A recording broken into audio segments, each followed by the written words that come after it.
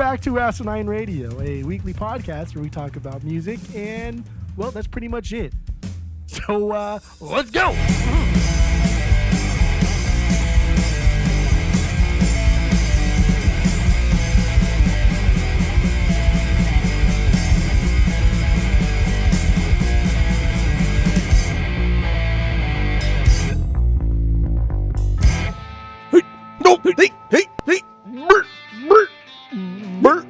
Bert and Ernie.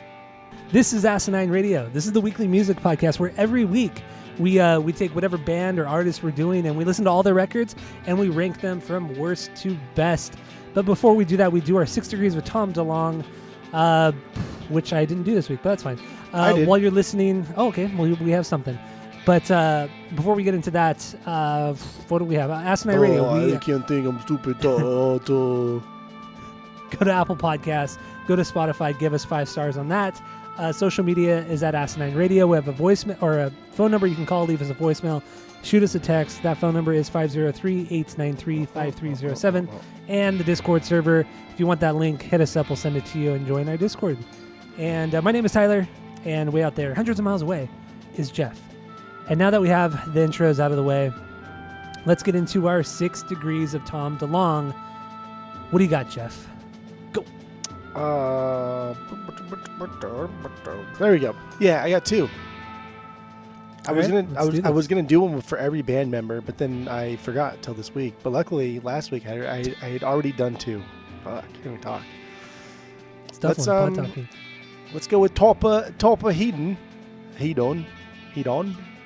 You're gonna do a lot of the Queen's English. Oh, this dude, it's gonna come out so fucking much. Yeah. So yeah, Topper. What kind of name is Topper? Topper. I know, Toppa. right? Toppa. That's silly name. That's silly naming. It's like naming your kid like Soda or Seven. Silly. Topper. So dumb. Did you guess that one? You caught that one there? Topper Heaton. Topper Heaton was in a band called Samurai with Henry Padovani. Padovani was the original guitarist for the Police, very, very briefly, before Andy Summers, but obviously played with Sting. Sting has your boy on drums in various parts of his career, and Josh Freese the Tom. There you go. I like it. You never go the Josh Freese route. I know. That's usually my thing. I know, because I hate it, because it's just... It's easy. It's so easy. It's cheesy. But it's fun. It's fun now. Like, we're getting to a point now that all I got to do is get to Sting, and I can get to Tom. Like, but now all I got to do is get to the Police, and I can get to Tom.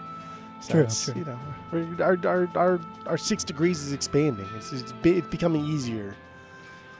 It is. Mick Jones. Mick Jones. Who? Mick Jones has played with Flaming Lips. Flaming Lips Has he really? did this. Yeah. Huh. Yeah. Okay. Yeah. Flaming Lips did a song in 2012, "You Must Be Upgraded," with Kesha.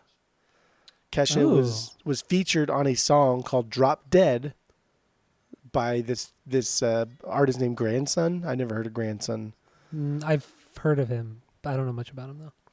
But Grandson, yeah, the same track with Kesha and Grandson had Ketchup.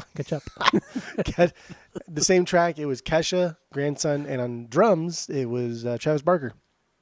Oh, okay. There you go. Yeah. So there you go. Travis to Tom.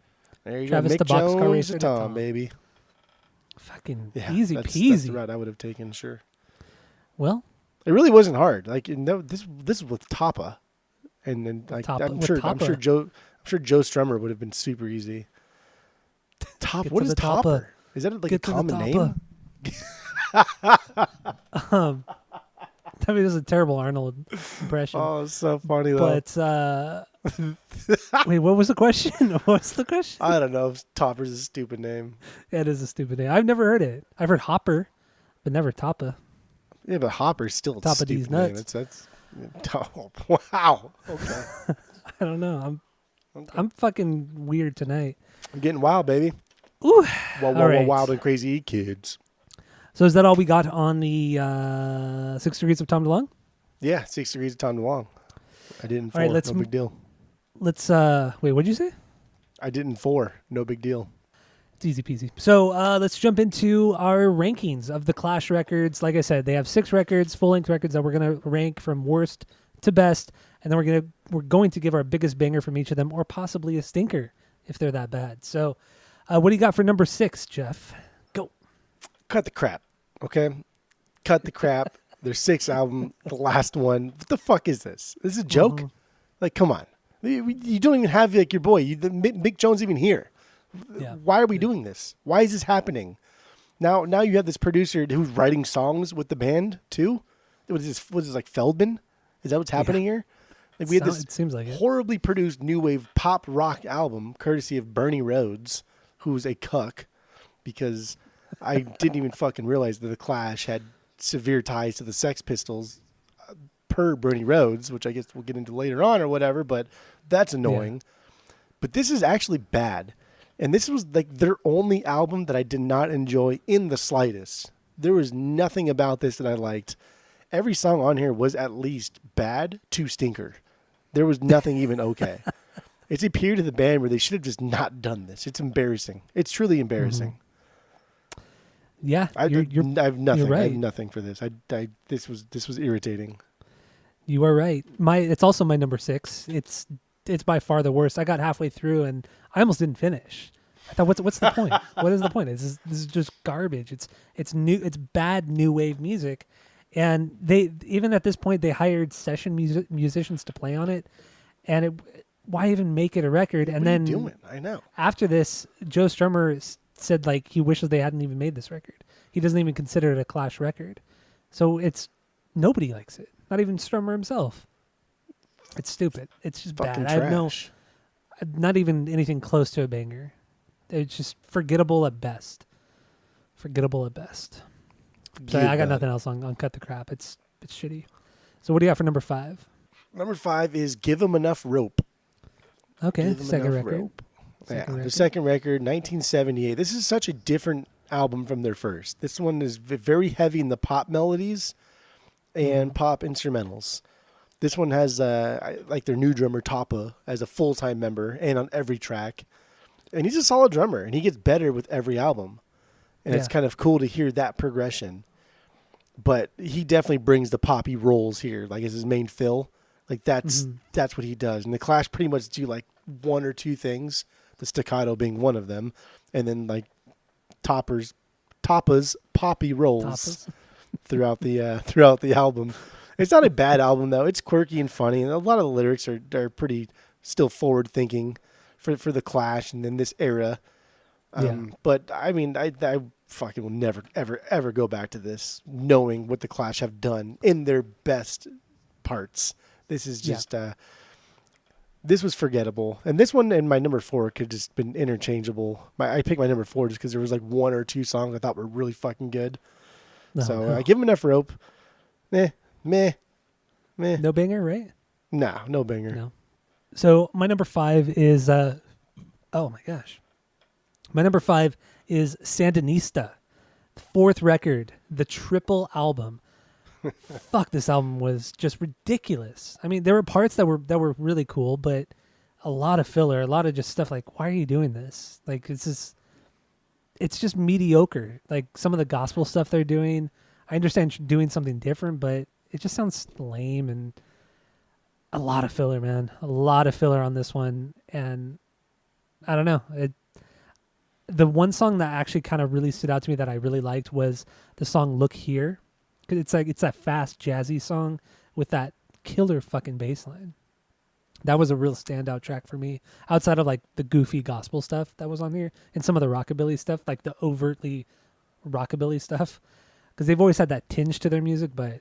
Yeah, there's a few songs on here that are just, it's just kind of lame. It's just way too fucking long. I couldn't believe it. I looked and it said like 2 hours and 20 minutes. I'm like, oh fuck, this is like the extended version of the record, like the deluxe version. So I looked up like where the track listing is supposed to end on Wikipedia, and it just kept going. And then I went to the top and I read that it was 3 LPs. Like, fucking goddamn it, pieces of shit. But I did. I listened to it. So yeah, Sandinista. They should have just made it a single LP. Cut out a lot of the fat. So that's what I got for number 4. What do you got for number 3? Or no, that was number 5 for me. What do you That got? was for your number 4? 5. My number 4 is Sandinista, their Okay. 4th album. Like, dude, this is stupid. This is like an hour and a half too long.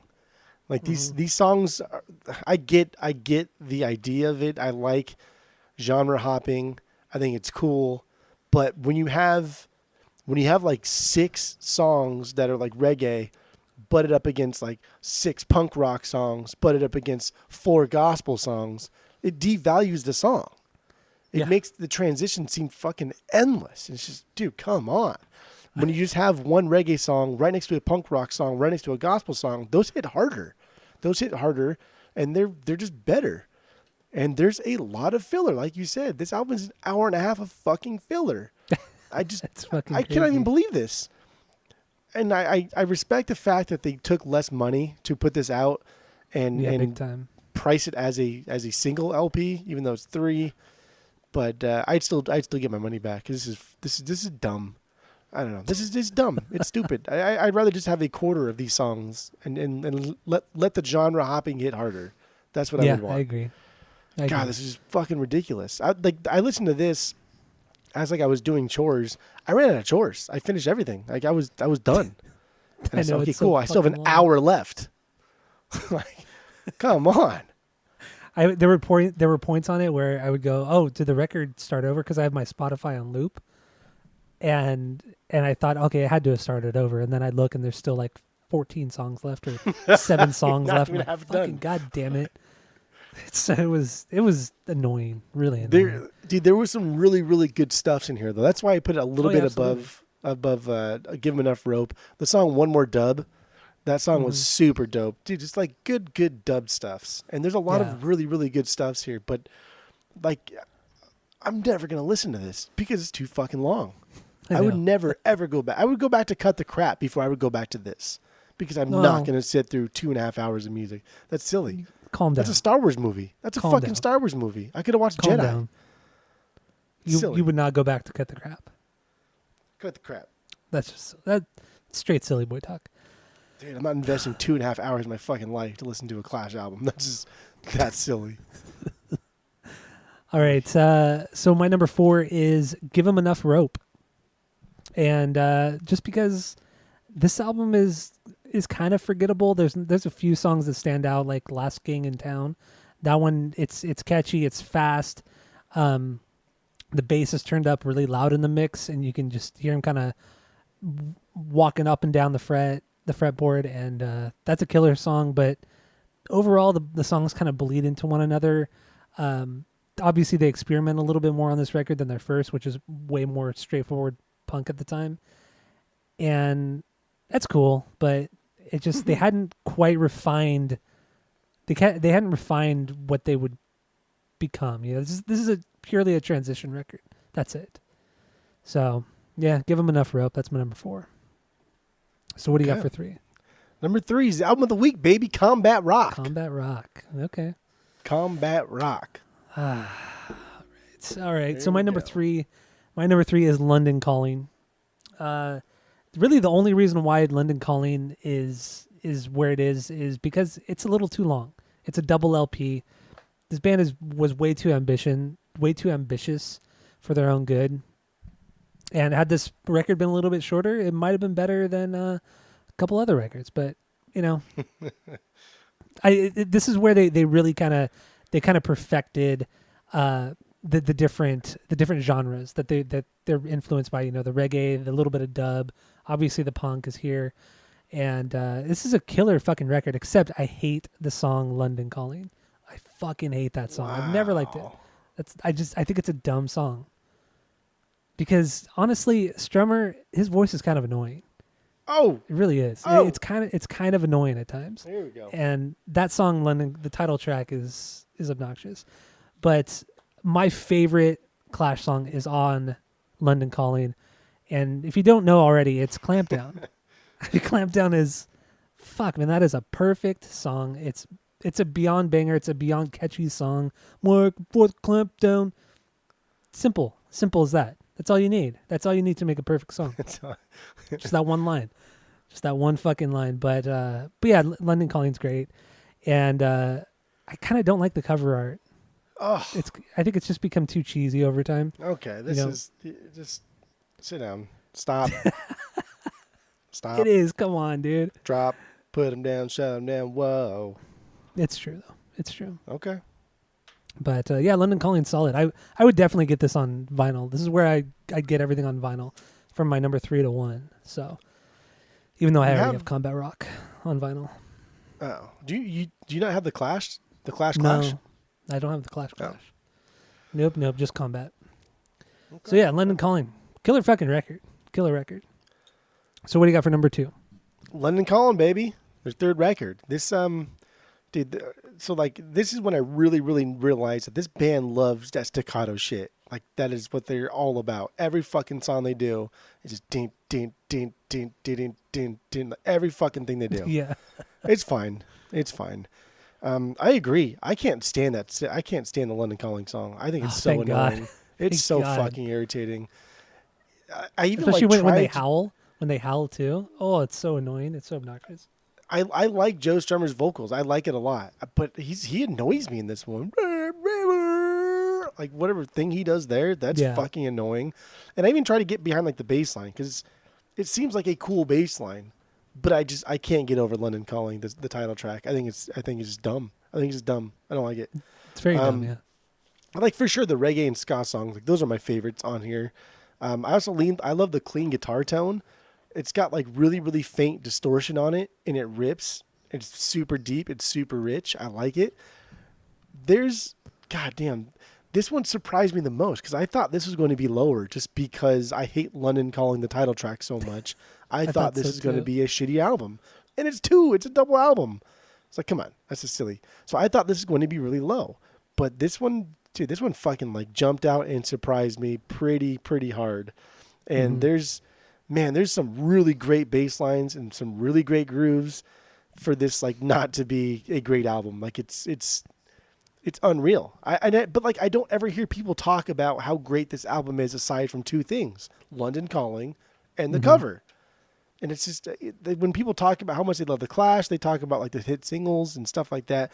Rock the Casbah, they talk about, and when London Calling, they talk about the title track and the cover art. And I love the cover art. I think it's fantastic. Yeah, I think it's okay. really cool. I dig it. I love everything. I love the story behind it. I love everything about it. I love that's out of focus. I love it. I dig it. I think it's a awesome picture of like just rock. It's cool. But damn, man, this album is so good. And then I was reading about the rehearsal schedule for this, and dude, tell me this is not just like a dream come true, right? So they Yeah, were I've like read this super too. strict during the recording of this album. They closed off rehearsal to just the band and essential personnel essentially. And they would rehearse until like the afternoon. They go morning to the afternoon. They take a break, play some footy, right? Get drinks at the pub, and then go back to rehearsal like to end the night. Like what a perfect fucking life.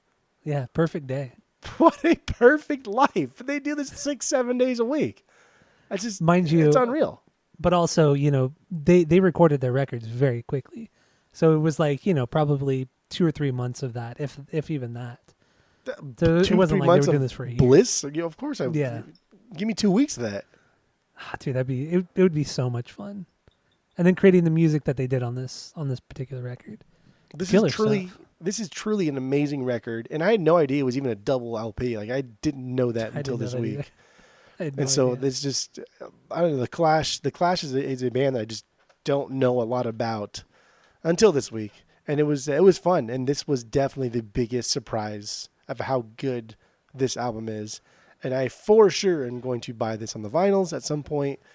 I think I'm going to hold out for like an earlier pressing just because I like to. Yeah. But I don't know. This was really, really good. I really like this. But Lost in the Supermarket. I love the clam down. I mean, that's a given. It should be your favorite. I know, but like I knew you were gonna choose it, and I knew like both of us would choose it, so I don't want to choose that. Ugh. Lost in the Supermarket is a good number 2. Dude, crisp drumming, great beat, very squirrely bass line that like leads to the entire song. It leads everybody. Does a really good job. The vocals throw down a great melody, but the way he sings is just, it's stupid. It's just stupid. Yeah. But then when he whispers, oh, dude, that's just so good. It's just so good. And it's got this, I don't know, groovy sort of new wave sound to it. And the Clash, man, the Clash could easily just be categorized as like a new wave band. If it had not been for their first album, they would just be like a new wave band. Yeah, with new wave with some reggae thrown in there. So that means my number 2 is combat rock. So we'll get into that in a bit. So that means our number 1 is the Clash's Clash. The Clash is the Clash. The Clash is the Clash. The Clash is the Clash. That's a lot. That's a lot to say right there. Yeah, the Clash is the Clash because it's because of the. You can't just be Clash. You have to be the Clash. The Clash. The You know, Led the Zeppelins. Sum 41s. The Led Yeah. Zeppelins. Fucking love Will Sasso. Ugh, he's the best. So what do you got on this one? This is pretty solid stuff. It's like, it's pretty good. It's fast. It's aggressive. There's some really good bass lines here that are so far better than their punk contemporaries. Oh, when we talk about absolutely. when we talk about just like I don't know, punk music and things like that. Like, why does punk also have to just coincide with being shitty musicians? It doesn't. Yeah. And I don't think it should ever be like that. And punk music is just a topic of contention since inception, really. And it's just, I don't know, it's pretty rad. These guys can throw down jams like White Riot and still bring the instrumentals. Like, they throw down songs like also I Fought the Law, which is, dude, an absolute silly boy love that catchy song. song. Well, it's a cover And too. it's a cover song, yes. But like still, they bring the heat. They make it their Yeah. own. Dude, the bass line's there. It The is. bass line's It's fucking there. amazing. And this album has so much more than just like punk stuff. There's even some like subtle guitar tones that are very reminiscent of surf rock. And the song "What's Oh, My yeah. Name," that is, dude, there are surf rock tones there. These guys are well read in music. They know what they're doing, which I guess could be like a stab at them too, because punk inherently should be kind of like gritty DIY, kind of underclass.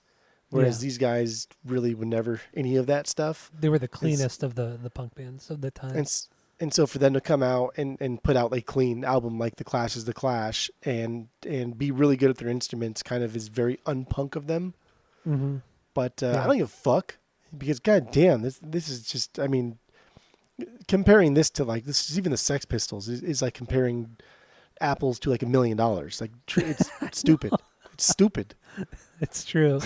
It's They wiped the stupid. floor with the Sex Pistols, but we'll get more into that obviously on the main episode because the whole talking about the big three has to be really dissected. So And so like my favorite track this week was Complete Control.